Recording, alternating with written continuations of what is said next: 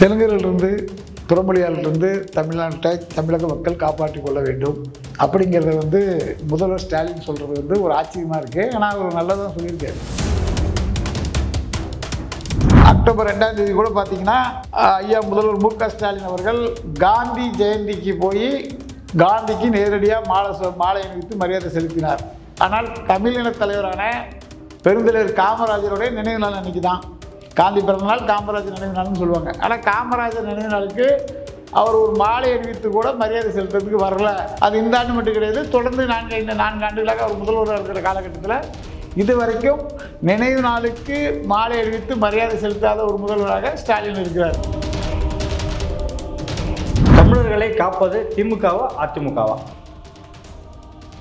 பிற்படுத்தப்பட்டவர், மிகவும் பிற்படுத்தப்பட்டவர் அவர்கள் பயன்பெறும் வகையில் இந்தியாவிலேயே முதல் முறையாக 69% இடஒதுக்கீடு அமல்படுத்தி அதை உச்சநீதிமன்றம் வரைக்கும் போய் போராடி வெற்றி பெற்ற கட்சினா அது அதிமுக தான். அன்றைய அதிமுகவுடைய முதல்வர் அம்மா அவர்கள் தான் இதுக்கு காரணம். திமுக பார்த்தீங்கன்னு கேட்டிங்கன்னா தமிழர் விரோதத்தில் நிறைய விஷயங்கள் செஞ்சுருக்கு. நீட்டு விவகாரத்தில் அன்றைக்கி காங்கிரஸ் கூட்டணியில் இருந்துக்கிட்டு தமிழர்களை ஏமாற்றியது திமுக. அதே போன்று மீத்தேனுக்கு கையெழுத்து போட்டது யார்? விவசாயிகள்லாம் பெருசாக போராட்டம் பண்ணுறாங்க. அப்போ மீத்தேனுக்கு ஆதரவாக கையெழுத்து போட்டது யார்? திமுக. நிம்மதி ப்ராப்பர்ட்டி மேனேஜ்மெண்ட். கான்டாக்ட் 7667008800. நகரம் வாய்ஸ் நேயர்களுக்கு வணக்கம். இன்று நம்முடன் இணைகிறார் தமிழ்நாடு நாடார் சங்கத்தின் தலைவர் திரு முத்து ரமேஷ் நாடார் அவர்கள். வணக்கம் சார். வணக்கம். அடுத்த ஆண்டு வரப்போவது தேர்தல் அரசியல் கிடையாது, தமிழினம் தன்னை காத்து கொள்ளக்கூடிய அரசியல் தேர்தலாக இருக்கும் அப்படின்னு சொல்லிட்டு முதல்வர் ஸ்டாலின் அவர்கள் சொல்லியிருக்காரு. தமிழினம் தன்னை காத்துக்கொள்ள அப்படின்னு பயன்படுத்தும் போது தமிழினம் யாரிலிருந்து காத்துக்கொள்ளலாம் சார்? தெலுங்கிலிருந்து புறமொழியாலிருந்து தமிழ்நாட்டை தமிழக மக்கள் காப்பாற்றிக் கொள்ள வேண்டும் அப்படிங்கிறத முதல்வர் ஸ்டாலின் சொல்கிறது ஒரு ஆச்சரியமாக இருக்குது. ஆனால் அவர் நல்லதாக சொல்லியிருக்காரு. தமிழகத்தை ஆந்திரரிடமிருந்து பிறமொழியாரிடமிருந்து காப்பாற்றிக் கொள்ள தமிழினம் ஒன்றுபட்டு தமிழ்நாட்டை தமிழர் ஆள வேண்டும் என்ற வகையில் வாக்களிக்க வேண்டும். அப்படி தான் இந்த தேர்தல் இருக்கும். இது கூட்டணி கணக்குக்காக காங்கிரஸ், விடுதலை சிறுத்தைகள், இந்த மாதிரி பல்வேறு அரசியல் கட்சிகள், வேல்முருகன் கட்சியாக இருக்கட்டும், இந்த மாதிரி முஸ்லீம் கட்சிகள், இந்த மாதிரி எல்லா கட்சியும் திமுக கூட்டணி கூட இருந்தாலும் கூட தேர்தல் கணக்கில் திமுகவை நம்ம வெற்றி பெற வச்சுவிடக்கூடாது. நீங்கள் எல்லாம் தமிழர்களும் ஒன்றுபட்டு ஒரு தமிழரை முதல்வராக்க வேண்டும். அதற்காக இந்த தேர்தலை நீங்கள் பயன்படுத்தி கொள்ள வேண்டுங்கிற மாதிரி அவர் சொல்லியிருக்காரு. அவர் எந்த அடிப்படையில் இந்த மாதிரி சொன்னாருன்னு தெரியல. ஆனால் மக்கள் பார்க்குறது என்ன அப்படின்னா, தமிழினம் தன்னை காற்றுக்கொள்ள சமுதாயத்துக்கான தேர்தல் அப்படின்னு சொல்கிறார். சமுதாயங்கிறது என்னத்துக்குரிய அவர் எந்த அடிப்படையில் சொல்கிறாருன்னு தெரியல. ஆனால் நம்மளை பொறுத்தளவுக்கு தமிழ் சமுதாயங்கள் தான் சொல்ல முடியும். ஏன்னா தமிழ்நாட்டில் தமிழ் சமுதாயங்கள் தொடர்ந்து புறக்கணிக்கப்பட்டு வருகிறது. தமிழின தலைவர்கள் புறக்கணிக்கப்பட்டு வருகிறார்கள். திமுக ஆட்சியில் பார்த்திங்கன்னா பல்வேறு தலைவர்களுடைய பெயர்கள், புகழ்கள் தொடர்ந்து இரட்டடிப்பு செய்யப்பட்டு வருகிறது. அக்டோபர் 2ஆம் தேதி கூட பார்த்திங்கன்னா ஐயா முதல்வர் மு.க. ஸ்டாலின் அவர்கள் காந்தி ஜெயந்திக்கு போய் காந்திக்கு நேரடியாக மாலை அணிவித்து மரியாதை செலுத்தினார். ஆனால் தமிழின தலைவரான பெருந்தலைவர் காமராஜருடைய நினைவு நாள் அன்றைக்கி தான். காந்தி பிறந்தநாள் காமராஜர் நினைவு நாள்னு சொல்லுவாங்க. ஆனால் காமராஜர் நினைவு நாளுக்கு அவர் ஒரு மாலை அணிவித்து கூட மரியாதை செலுத்துறதுக்கு வரல. அது இந்த ஆண்டு மட்டும் கிடையாது, தொடர்ந்து 4 ஆண்டுகளாக அவர் முதல்வராக இருக்கிற காலகட்டத்தில் இது வரைக்கும் நினைவு நாளுக்கு மாலை அணிவித்து மரியாதை செலுத்தாத ஒரு முதல்வராக ஸ்டாலின் இருக்கிறார். அப்போது தமிழ் சமுதாயமான நாடார்களை அவர் புறக்கணிக்கிறாரு, காமராஜர் தொண்டர்களை புறக்கணிக்கிறாரு அப்படிங்கிறத நம்ம தெரிஞ்சுக்கிற முடியுது. இது எதுக்காக அப்படி பண்ணுறாங்கன்னு தெரியல. அதாவது இதே பார்த்தீங்கன்னா வேறு தலைவர்களுடைய நினைவு நாள், பிறந்தநாள், உதாரணத்துக்கு இப்போ அண்ணாவுடைய பிறந்தநாளுக்கு நினைவு நாளுக்கெல்லாம் அண்ணா சமாதிக்கு போயிடுறாங்க, அண்ணா சிலைக்கு மாலை போடுறாங்க. அதேமாதிரி ஈவேரா சிலைக்கு பிறந்தநாளுக்கு அதேமாதிரி மாலை போட போகிறாங்க, நினைவு நாளுக்கு மாலை போட போகிறாங்க. ஏன்னா இவங்களாம் தமிழின தலைவர் கிடையாது. தமிழகத்தைச் சேர்ந்த தமிழின தலைவரான காமராஜர் பெருந்தலைவருக்கு மாலை போட்டு மரியாதை செலுத்தாத திமுக தலைவர் மு.க. ஸ்டாலின், முதல்வர் மு.க. ஸ்டாலின் என்ன சொல்கிறாருன்னா, தமிழகத்தை நீங்கள் காத்துக்கொள்ளுங்கள், நாங்கள் இருந்தால் தெலுங்கர்களுக்கு தான் முக்கியம் கொடுப்போம், தெலுங்கர்களுக்கு தான் மதிப்போம் அப்படிங்கிற மாதிரியான ஒரு விஷயத்தை தான் இந்த இடத்துல சொல்கிறாருன்னு நான் நினைக்கிறேன். இல்லை, காமராஜர் அவர்களுக்கு மரியாதை செலுத்துவதை தவிர்ப்பது வெறும் நாடார் சமூகத்தை மட்டுமே மையப்படுத்தி பார்க்கலாமா, இல்லை இது தாண்டி ஏதாவது ஒரு அரசியல் காரணம் தான்? தமிழினத்தையே பார்க்கணும். இவர்கள் தமிழினத்திற்கு எதிரான ஆட்சி செய்யக்கூடியவர்கள். தமிழின தலைவர்களை புறக்கணிக்கிறார்கள். அதாவது இவங்களுடைய நோக்கம் என்பது தங்களுக்கு இலவசமாக வாக்களிக்கக்கூடிய சமூகம் எது அப்படின்னு ஒரு பட்டியலிட்டு வச்சுருக்காங்க. அவங்களுக்கு இலவசமாக வாக்களிச்சிருவாங்க அப்படிங்கிற பட்டியலில் பார்த்தீங்கன்னா நாடார்கள் முதன்மையான இடத்துல இருக்காங்க. நாடார்கள் வாக்கு இலவசமாக நமக்கு கிடைச்சிரும். அதனால் காமராஜருக்கு போய் நம்ம மாலை எழுத்து மரியாதை செலுத்தினாலும் சரி, சுதந்திர போராட்டருக்கு நம்ம மாலை எழுத்து மரியாதை செலுத்தாலும் சரி, அட்லீஸ்ட் ஒரு ட்விட்டரில் கூட ஒரு நினைவு நாளுக்கு ஒரு புகழ் வணக்கம் வீர வணக்கம் செலுத்துறது கூட தவிர்க்கிற அளவுக்கு திமுக இருக்குதுன்னா அவங்களுடைய நோக்கம் என்ன என்பது நாடார்கள் தங்களுக்கு இலவசமாக வாக்களிப்பார்கள். ஆனால் இது போன்ற செயல்கள் நடக்கும்போது நாடார்கள் சமூகத்தை சார்ந்த முன்னணி தலைவர்கள் எந்த ஒரு விமர்சனத்தையும் ஒரு கண்டனத்தையும் முதல்வர் மீது வைக்கிறது இல்லையா? அது ஏன் அப்படின்னா நாடார்களை பொறுத்தளவுக்கு வியாபாரிகள், வணிகர்கள், வணிகம் செய்யக்கூடியவர்கள், அரசு சார்ந்து இருக்கக்கூடியவர்கள், ஒரு ஆட்சியில் எந்த கட்சி இருக்கு தலைவர்களாக இருக்கக்கூடியவங்க வைக்கலாம் இல்லையா? திமுகவில் ஆட்சியில் இருக்குது. அப்போ திமுகவில் பயன்பெறக்கூடிய நாடார் தலைவர்கள் கொஞ்சம் பேர் இருப்பாங்க. அவர்களுக்கு ஏதோ ஒரு கான்ட்ராக்டோ இல்லை ஏதோ ஒன்று அது ஆளுங்கட்சி வச்சு அவங்க அதை வச்சு ஏதாவது சம்பாதிக்கக்கூடிய நபர்களாக இருப்பாங்க. அவங்க தங்களை நாடார் தலைவர்னு சொல்லிக்கிட்டு நாடாருக்கு எதிரான அரசியல் பண்ணுவாங்க. இப்போ உதாரணத்துக்கு மதிய உணவு திட்டத்தை கொண்டு வந்தது வேற ஒரு தலைவர் அப்படின்னு சொன்னால் உடனே ரேத்துக்கு இப்போ பார்த்தீங்கன்னா கல்வியில் சிறந்த தமிழ்நாடுன்னு ஒரு நிகழ்வு நடந்தது. அதில் துணை முதல்வர் உதயநிதி ஸ்டாலின் என்ன சொல்கிறாருன்னா, நீதி கட்சியுடைய காலத்தில் தான் மதிய உணவு திட்டம் கொண்டு வரப்பட்டது. கல்வி வளர்ச்சிக்கு இந்த அளவுக்கு தமிழ்நாடு இருக்குதுன்னா அதுக்கு காரணம் நீதி கட்சி, திராவிட அமைப்புகள் அப்படின்னு சொல்லி அவர் பேசுகிறார். அதில் காமராஜர் பேரை அவர் நினைவு கூறவே இல்லை. முதல்வர் ஸ்டாலின் நினைவு கூர்ந்தாலும் கூட அதை அப்படியே லைட்டாக சொல்லி போயிட்டு எல்லாமே பண்ணுறது திராவிட அமைப்பு, திராவிட இயக்கங்கள் அப்படின்னு சொல்கிறாங்க. ஆனால் உதயநிதி அவர்களுக்கு வரலாறு தெரிந்து கொள்ள வேண்டும். நாடார்கள் தான் முதல்ல மதிய உணவு திட்டத்தை பள்ளிகளில் கொண்டு வந்தது. குறிப்பாக விருதுநகரில் பிடிஎஸ்சி பள்ளிக்கூடம் என்கின்ற சத்திரிய வித்தியாசாலிகள் மதிய உணவு திட்டம் 1880 காலகட்டங்களில் கொண்டு வரப்பட்டது. அப்போ நீதி கட்சியில் ஆட்சியில் இல்லை, யாருமே ஆட்சியில் இல்லை. அதேமாதிரி வடக்கன் குளத்தில் உள்ள பள்ளிக்கூடத்தில் நாடார்கள் இதுமாதிரி மதிய திட்டத்தை கொடுத்ததுக்கான வரலாற்று குறிப்புகள் இருக்கிறது. அப்போது நீங்கள் முதல்ல யாரை சொல்லணும்?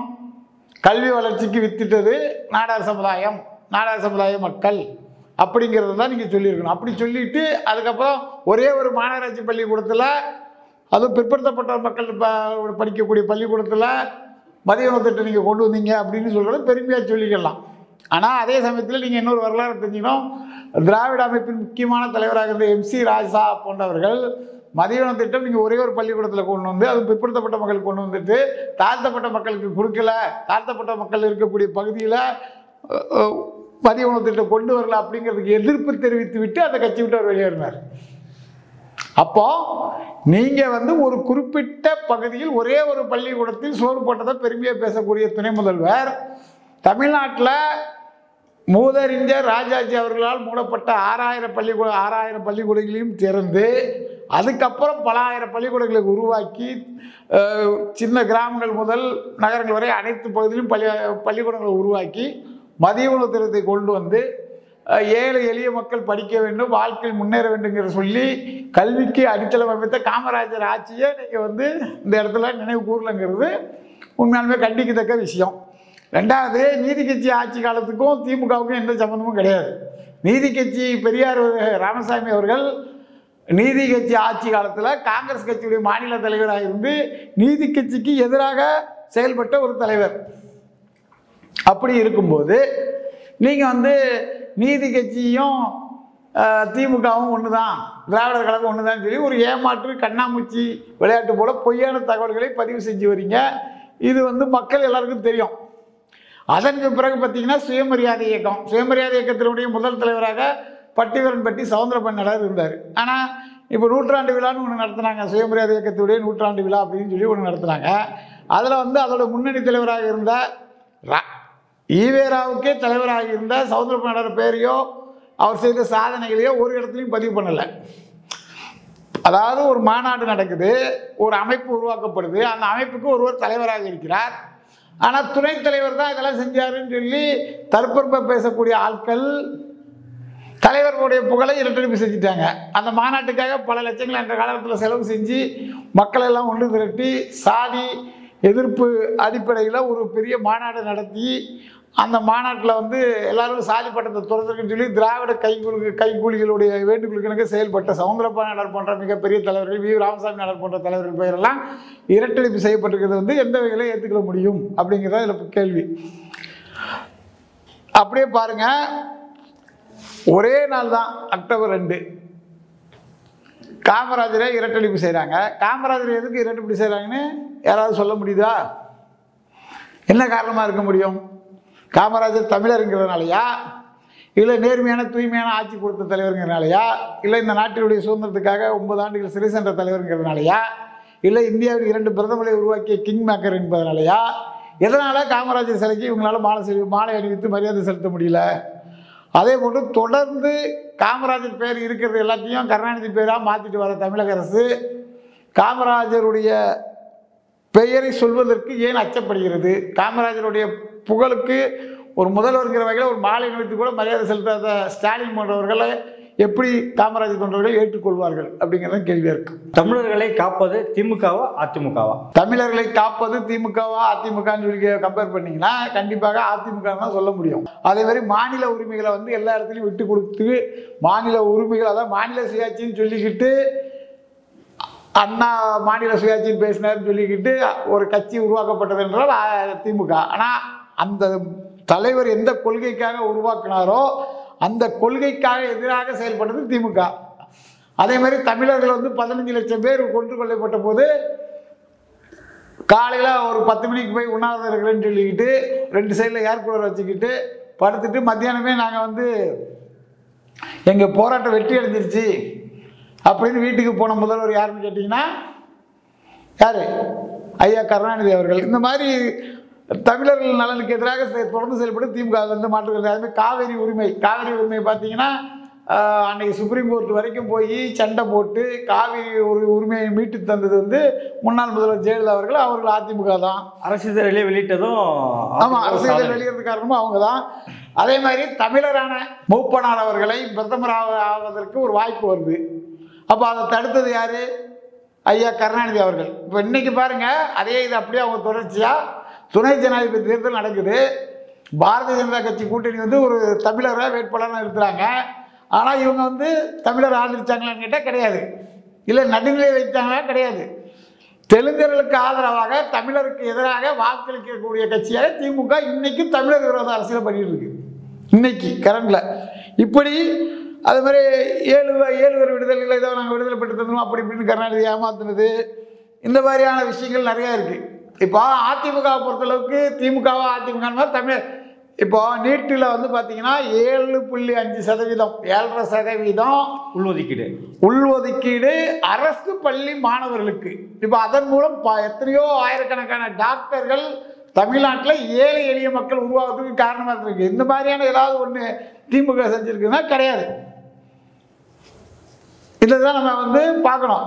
திமுகவா அதிமுகனா நிச்சயமாக அதிமுக தான் தமிழர் நலனுக்காக பல்வேறு செயல் திட்டங்களை செஞ்சுருக்காங்க.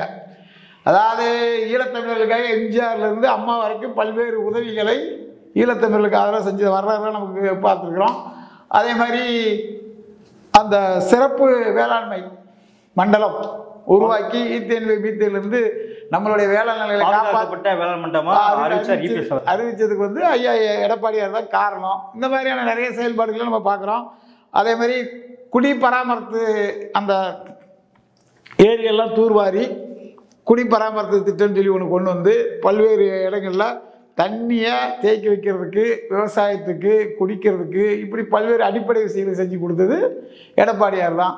பிற்படுத்தப்பட்டவர், மிகவும் பிற்படுத்தப்பட்டவர் அவர்கள் பயன்பெறும் வகையில் இந்தியாவிலேயே முதல் முறையாக 69% இடஒதுக்கீடு அமல்படுத்தி அதை உச்ச நீதிமன்றம் வரைக்கும் போய் போராடி வெற்றி பெற்ற கட்சினா அது அதிமுக தான். அன்றைய அதிமுகவுடைய முதல்வர் அம்மா அவர்கள் தான் இதுக்கு காரணம்.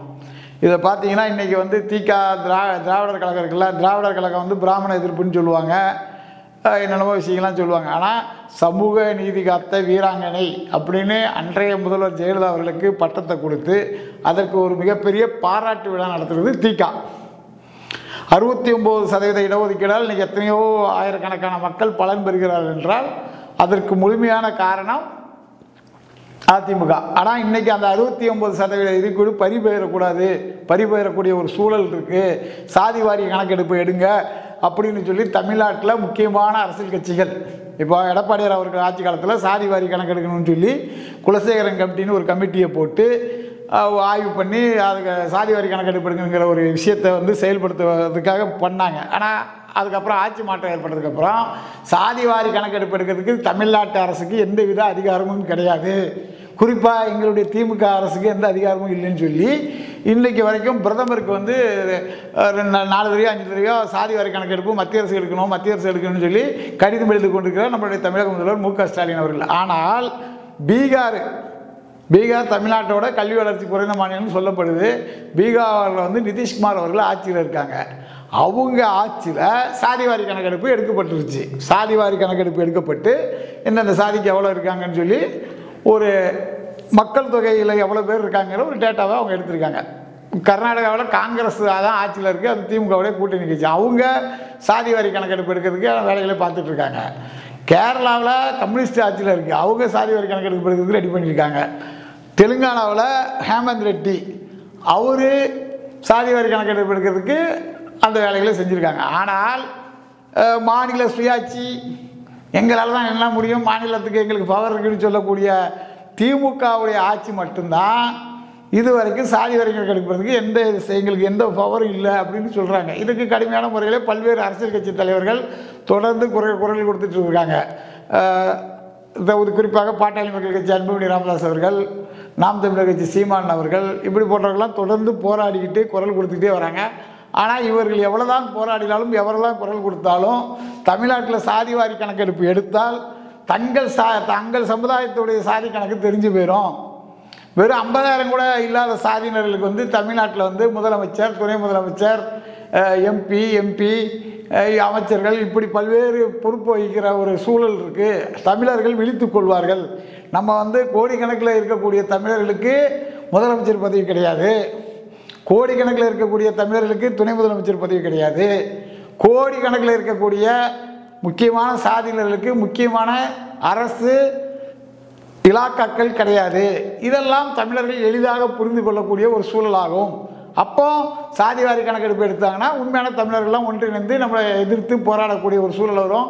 நாம் முதலமைச்சராக இருக்கிறதுக்கான வாய்ப்புகள் குறைஞ்சிடும். அப்படிங்கிற காரணத்துக்காக இந்த திராவிட மாடல் அரசு தொடர்ந்து சாதி வாரி கணக்கெடுப்பு எடுப்பதற்கு தயங்குகிறது. அதை செயல்படுத்துறதுக்கான எந்த வேலையும் செய்ய மாட்டேங்குது. அப்படிங்கிறது தான் நிதர்சனமான உண்மை. இப்போ இந்த இடத்துல 69% காத்து நின்ற அன்றைய முதல்வர் ஜெயலலிதா அவர்கள் வந்து நம்ம பெருமையாக சொல்ல முடியுமா, பாராட்ட முடியுமா? சாதி வாரி கணக்கெடுப்பு எங்களால் எடுக்க முடியாதுன்னு பயந்து ஓடி ஒழிஞ்சிட்டு இருக்கக்கூடிய திமுக நம்ம கணக்கெடுக்க முடியுமாங்க தான் பார்க்கணும். பாஜக நேரடியாக தலையிட்டு அந்த சாதி வாரி கணக்கெடுப்பை நடத்தும். அவங்க முட்டுக்கட்டையே போடுதா அப்போ திமுக மத்திய அரசு வந்து இப்போ சாதி வாரி கணக்கெடுப்பு எடுக்க போகிறேன்னு ஒரு அறிவிப்பு கொடுத்து அதுக்கு ஒரு குழு அமைச்சிருக்காங்கண்ணே. ஆனால் தொடர்ந்து பார்த்தீங்கன்னா திமுக ஆட்சிக்கு வந்த காலத்திலிருந்து சாதி வாரி கணக்கெடுப்பு எடுக்கணும், சாதி வாரி கணக்கெடுப்புன்னு கேட்கும்போது எங்களுக்கு அந்த பவரே இல்லைன்னு இவங்களே சொல்கிறாங்க. இப்போ பாரதிய ஜனதா முட்டுக்கட்டியாக இருந்துச்சு, இல்லை திமுக வேறு கட்சிகள் முட்டுக்கட்டி அப்படிலாம் எதுவும் கிடையாது. இவங்களுக்குள்ள என்ன பிரச்சனை, தமிழ்நாட்டில் வந்து முக்கியமான தொகுதிகளில் ஒரு தொகுதியில் கூட தனிப்பட்ட முறையில் ஜெயிக்க முடியாத தெலுங்கர்கள், பிறமொழியாளர்கள், பக்கத்து மாநிலத்துக்காரங்களாம் இங்கே வந்துட்டு சட்டமன்ற உறுப்பினர்களாகவும் 10க்கும் மேற்பட்டவர்கள் அமைச்சர்களாகவும் பொறுப்பு வகிக்கிறாங்க. இப்போ நாளைக்கு சாதி ரீதியான கணக்கெடுப்பு எடுக்கப்பட்டால் உதாரணத்துக்கு தேவர் சமுதாயம் இவ்வளோ இருக்காங்க, நாடார்கள் இவ்வளோ இருக்காங்க, வன்னியர்கள் இவ்வளோ இருக்காங்க, பறையர்கள் இவ்வளோ இருக்காங்க, தேவேந்திர குல வேளாளர் மக்கள் இவ்வளோ இருக்காங்க, முதலியார் இவ்வளோ இருக்காங்க, பிள்ளைமார்கள் இவ்வளோ இருக்காங்க, இப்படியான கோணர்கள் இவ்வளோ பேர் இருக்காங்க, இப்படி சாதி ரீதியாக வண்ணார்கள், குயவர்கள், இந்த மாதிரியான சாதிகள், குறவர்கள், இப்படியான சாதிகள்லாம் இவ்வளோ இருக்காங்க அப்படின்னுங்கிற உண்மை நிலை தெரியும் போது தமிழ்நாட்டில் எந்த தொகுதியிலையுமே தனிச்சு ஒரு சட்டமன்ற உறுப்பினர் தொகுதி கூட ஜெயிக்க முடியாத தெலுங்கர்கள் எப்படி மறுபடியும் எம்எல்ஏ ஆக முடியாது. மக்கள் விழிப்புணர்வு ஆயிடுவாங்க, தமிழர்கள் ஒன்றுபட்டுருவாங்க. அப்படிங்கிற அடிப்படையில் திமுக இந்த மாதிரியான முட்டுக்கட்டைகளை திமுகவே போட்டுட்டு வருது. அவங்களுக்கு பவர் இருக்குன்னு தெரியும். மாநில சுயாட்சி பேசக்கூடிய திமுகவுக்கு தங்களுக்கு வந்து தமிழ்நாட்டில் சாதி வாரி கணக்கெடுப்பு எடுக்க முடியும்னு தெரியுமா, தெரியாதா? தெரியும் கண்டிப்பாக. ஆனால் அவர்கள் மக்களை ஏமாற்ற வேண்டும், மக்களை மடைமாற்ற வேண்டும் அப்படிங்கிற நோக்கத்தில் தான் என்ன பண்ணுறாங்க, மத்திய அரசே சொல்கிறாங்க. விஜயோட கரூர் சம்பவத்துக்கு பிறகு அவரோட அரசியல் நிலைப்பாடு என்னவா இருக்கும் சார்? தனித்து தான் அப்படின்னு வராரா, இல்லை கூட்டணி போய் தான் ஆகணுன்ற ஒரு நிலைப்பாட்டுக்குள்ளே தள்ளப்படுவாரா? அதாவது தன்னுடைய கட்சி தொண்டர்கள், தன்னை பார்க்க வந்த ரசிகர்கள் 41 பேர் அநியாயமாக கூட்ட நெரிசலில் மரணம் அடைந்திருக்காங்க. ஒரு தலைமை பண்பு விஜய்க்கு இருந்திருந்தால், அவருக்கு ஒரு ஆளுமை திறன் இருந்திருந்தால், அவர் அங்கேயே தங்கி அவங்க கூடயே நின்று மக்களுடைய பிரச்சனைக்கு தீர்வு காண்றதுக்கு அவர் கூடயே இருந்திருப்பார். அது ஒரு மிகப்பெரிய அளவில் ஒரு தமிழ்நாட்டு அரசியலே ஒரு பெரிய இதாக இருந்திருக்கும். ஆனால் இவர் வந்து என்ன பண்ணிடுறாரு, அங்கே போனால் என்ன நடக்குமோ எது நடக்குமோன்னு பயந்து வேகமாக கிளம்பி ஃப்ளைட் பிடிச்சி சென்னைக்கு போயிடுறாரு. இதுலேருந்து நமக்கு என்ன தெரியுதுன்னா, அவருக்கு வந்து தலைமை பண்புக்கான அரசியல் இதுவரையும் தெரியலை. தலைமை பண்புக்கு அவர் அரசியலில் இன்னும் பல பயிற்சிகளை எடுக்க வேண்டும். அப்படி இருக்கும்போது இவர் வந்து ஒரு தனியாக நின்று போட்டியிட்டு அரசியலில் ஜெயிச்சுடுவாருன்னு பார்த்தா நிச்சயமான வாய்ப்புகள் கிடையாது. இந்த சம்பவத்துக்கு பிறகு பார்த்தீங்கன்னா, விஜயோட ரசிகராக இருக்கக்கூடியவர்கள், விஜயோட அபிமானியாக இருக்கக்கூடியவர்களே குறைஞ்சபட்சம் 50% மேலே அவருடைய ஆதரவை அவர் இழந்திருக்கிறதுக்கான வாய்ப்பு தான் அதிகம்.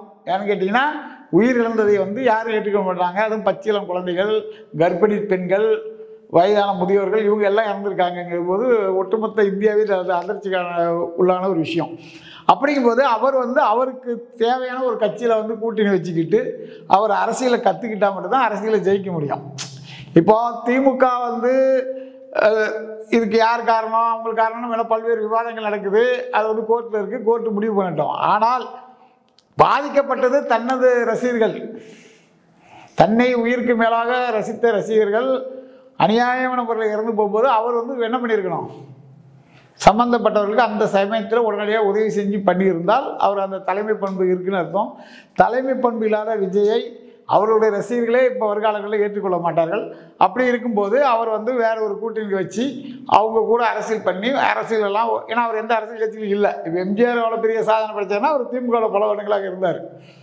விஜயகாந்த் வந்து அரசியலுக்கு வந்தாருன்னா அவர் ரசிகர் மன்றத்திலேருந்து நற்பணிகள் பல்வேறு பொதுக்கூட்டம் நடத்தி அனுபவம் இருந்துச்சு. இப்போ கமலஹாசன் போன்றவர்கள்லாம் அரசியலுக்கு வந்தாங்கன்னா இப்போ என்னாச்சு கமலஹாசன் நிலைமைலாம், நேற்றுலாம் ஒரு கூட்டத்தில் அவங்க கட்சிக்காரங்க யாருமே வரல அப்படிங்கிறத நம்ம செய்தியில் பத்திரிகையில் செய்தியில் பார்க்குறோம். அந்த மாதிரி தான் அதே மாதிரி பாக்யராஜ் அரசியல் கட்சி நடத்தினார், டி ராஜேந்திரன் நடத்தினார், சரத்குமார் நடத்தினார். இப்படி யாருமே அரசியலில் வந்து பெருசாக ஜெயிக்கலை.